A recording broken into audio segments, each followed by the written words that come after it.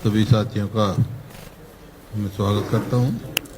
कल हमारी सीएलपी की मीटिंग हुई थी, उसमें काफ़ी साथियों ने विचार रखे अपने, और सब विचारों के बाद हमने फैसला किया है कि दो तो एडजॉर्नमेंट मोशन लेके आएंगे हम।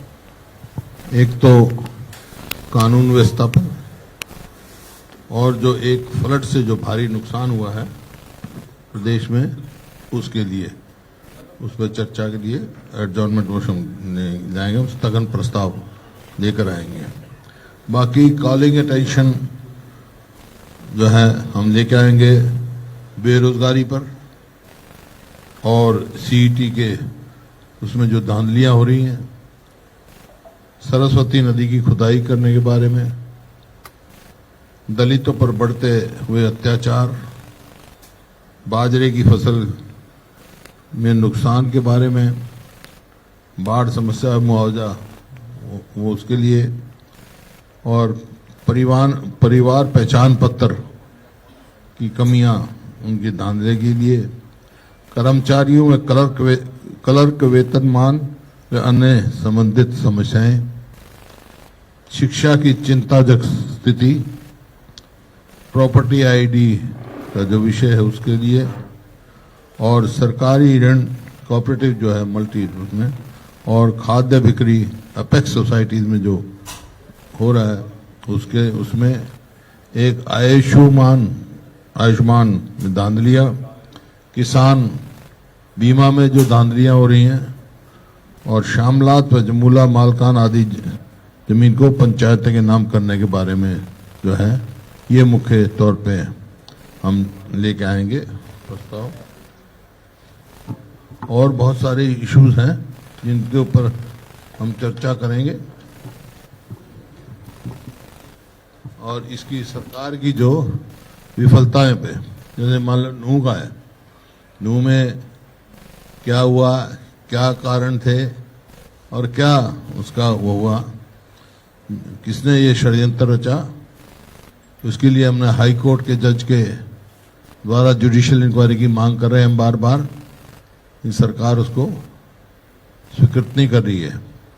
क्यों नहीं कर रही, किस बात से घबराए हुए हैं ये, उसको स्वीकृत करना चाहिए।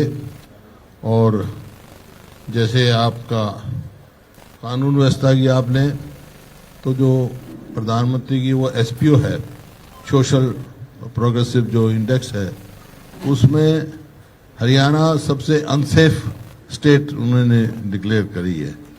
इसी प्रकार से आज तक जो फ्लड का जो हुआ, मुख्य बात बता रहा हूँ।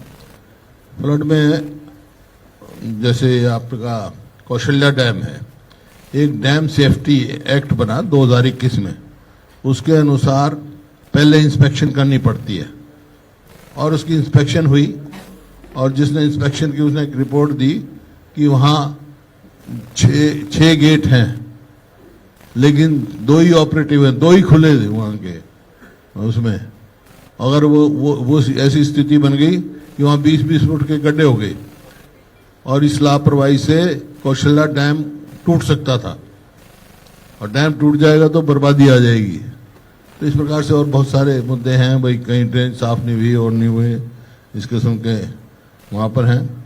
और इस सरकार ने जो है 1,43,000 जो गरीब आदमियों के मकान थे, जो सेंट्रल गवर्नमेंट ने देने थे, 60% सेंट्रल गवर्नमेंट देना था, 40% स्टेट गवर्नमेंट को देना, वो नहीं दिए, सरेंडर कर दिए 1,40,000 मकान, और वो यूपी गवर्नमेंट ले गई, और हमारे वो रह गए। इसी प्रकार से एक और हाउसिंग स्कीम होती है जो जिसको कहते हैं आपको बेनिफिशरी लेड स्कीम, उसमें भी जितने मकान बनने चाहिए थे उसके 20% भी नहीं बने। मैं डिटेल आपको कहोगे दे दूंगा, 1 मिनट पकड़िए।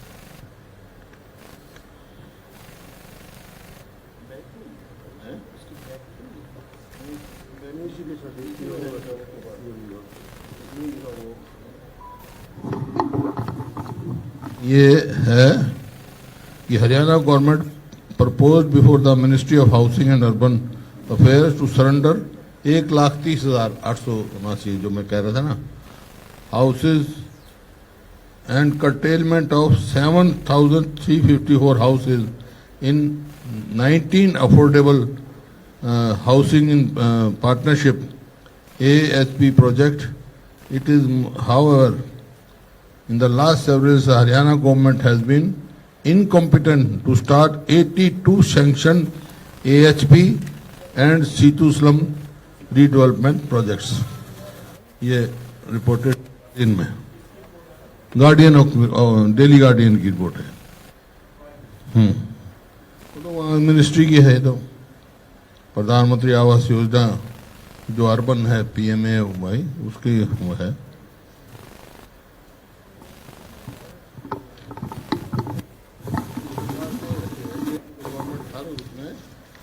जैसे 100 गज के प्लॉट हमने चिंतित किए थे हमारी गवर्नमेंट के टाइम 7 लाख के करीब हमने किए थे 100 गज के प्लॉट और 3,82,000 प्लॉट हमने मुफ्त दिए थे अलॉट किए थे। इस सरकार ने कितने किए हैं? एक भी नहीं किया। जो गरीब आदमी की हाउसिंग होती है वो भी सरेंडर कर दी। तो ये और जबकि इनका वायदा था कि 2022 तक हर उसको हम छत देंगे हैं। हाँ हर सिर पे छत होगी। तो आज आप खुद देख रहे हैं ऐसी स्थिति है। तो ये जो है बिल्कुल विफल सरकार है। इसी प्रकार से और सारी स्कीमों में ये बिल्कुल विफल।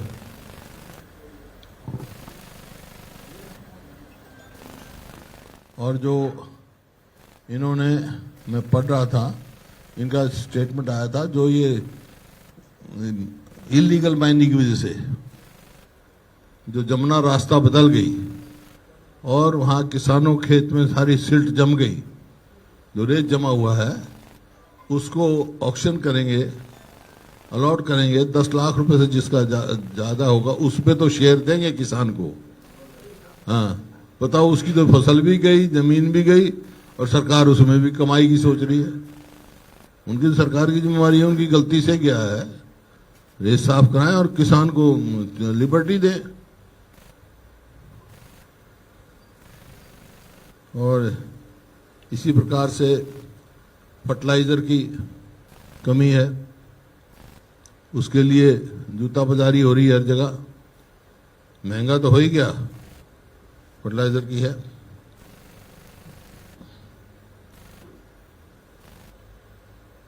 प्रधानमंत्री फसल योजना में भी आप देखें प्रीमियम कितना लिया है और कंपनसेशन कितना दिया है। ये सिर्फ जो प्राइवेट कंपनीज हैं उनको कमाई का साधन बना हुआ है, किसान को कोई फायदा नहीं। और ये जो जैसे मैंने कहा परिवार पहचान पत्र है या मेरा फसल मेरा ब्यौरा है। मेरा फसल मेरी फसल मेरा ब्यौरा जब सरकार ने MSP नहीं देनी तो और उसके झगड़े में फंसा रहे हैं किसान को। मेरी फसल मेरा ये सर बिल्कुल विफल वो है सरकार। बाकी यही है मुख्य इशू। तो आपको यही बताने थे असेंबली में क्या हुआ और बाकी सारे इश्यूज जो हैं हमारे विभिन्न साथी उठाएंगे।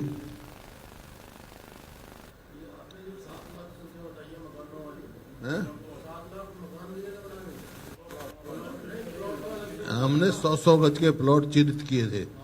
तो 7 लाख आदमी को 100 गज के प्लॉट देने चाहिए। उसमें से 3,82,000 में दे दिए थे 2014 तक। इन्होंने एक भी नहीं दिया। डेवलप करके प्लॉट दे रहे थे हमने। डेवलप करके प्लॉट दिए थे।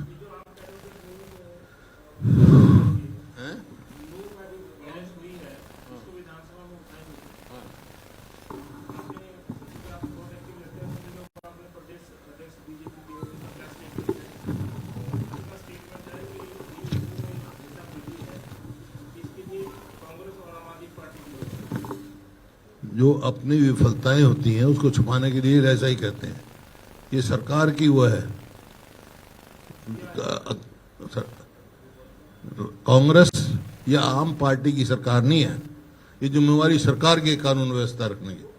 और यहाँ मुख्यमंत्री बयान देते हैं कि हम तो हर आदमी को सुरक्षा नहीं दे सकते, तो इसी वास्ते तो असुरक्षित हो गया हरियाणा का। पूरे हिंदुस्तान में सबसे ज्यादा असुरक्षित हरियाणा में है। तो ये उनकी जिम्मेवारी है, जबकि वहां पर जो है सीआईडी के इंस्पेक्टर के मैंने पढ़ा है, इंटेलिजेंस का था कि उनका पहले से रिपोर्ट थी कि यहाँ इस किस्म की चल रही है, यहाँ ऐसा हो सकता है, टकराव हो सकता है। एक भी प्रिवेंटिव कदम नहीं उठाया सरकार ने। वो अपनी कमजोरी छुपाने के लिए दूसरों को दे रहे हैं। कांग्रेस का क्या मतलब है? कांग्रेस का तो बयान सिर्फ रहा कि शांति रखो, भाईचारा बनाए रखो। किसने? क्या कोई भी दे, धनखड़ भी तो मतलब उसी पार्टी की सरकार है ना, तो सरकार की पार्टी है ना सरकार। ये तो अच्छी बात है, ये मतलब अपनी तो करके लिए। यहाँ के होम मिनिस्टर विज साहब वो कहते 3 बजे तक मेरे को पता ही नहीं लगा, किसी ने सरकारी तंत्र ने नहीं बताया मेरे को तो किसी प्राइवेट आदमी ने खबर किया। भाई काहे का होम मिनिस्टर है?